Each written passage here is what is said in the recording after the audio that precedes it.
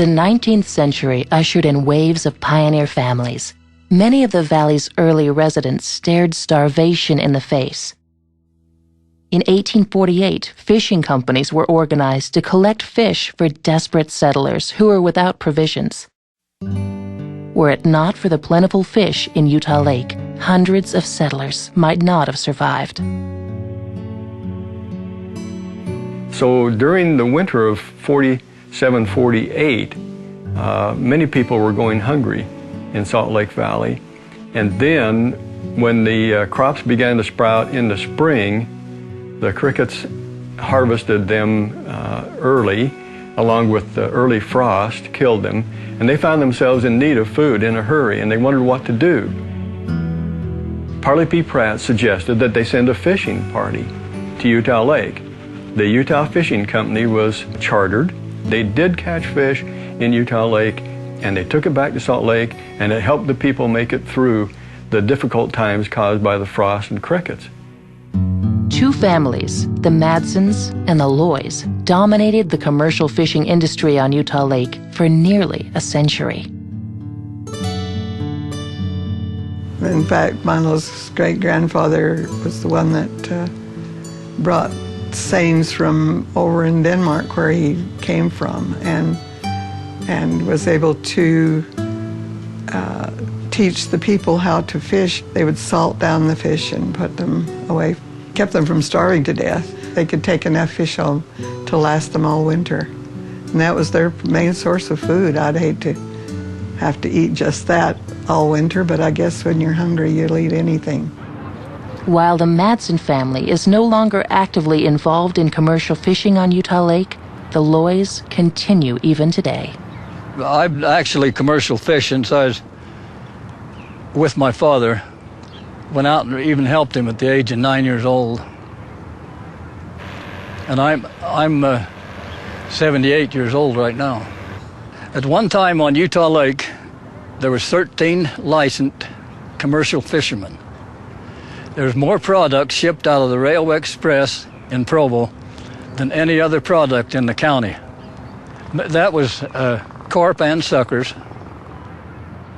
I was first introduced to Utah Lake by my father when I was just a little boy, and I've been down there ever since on the fishing boats, and just took over the business from him when he retired. Fourth generation commercial fisherman.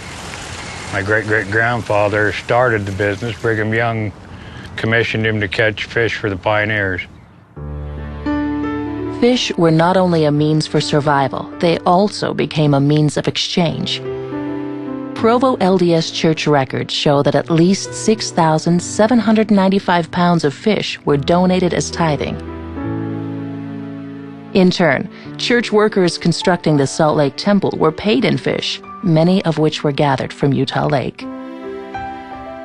Word spread about the lake's generous offerings of fish, and fishermen from neighboring valleys descended upon the area.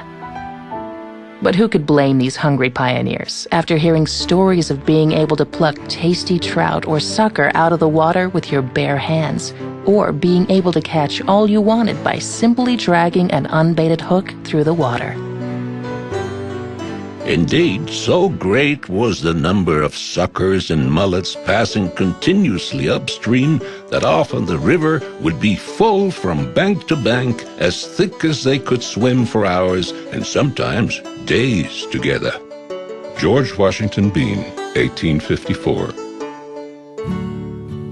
Even in the 1880s, the population of June sucker, one of the lake's native and predominant fish species, likely ran into the millions.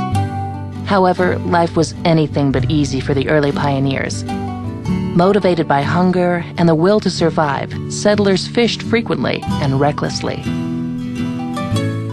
During those intensive times of fishing in 1855 and 56, they were fishing during the spawning season, and they were hauling in everything that they could because the need for food was so great.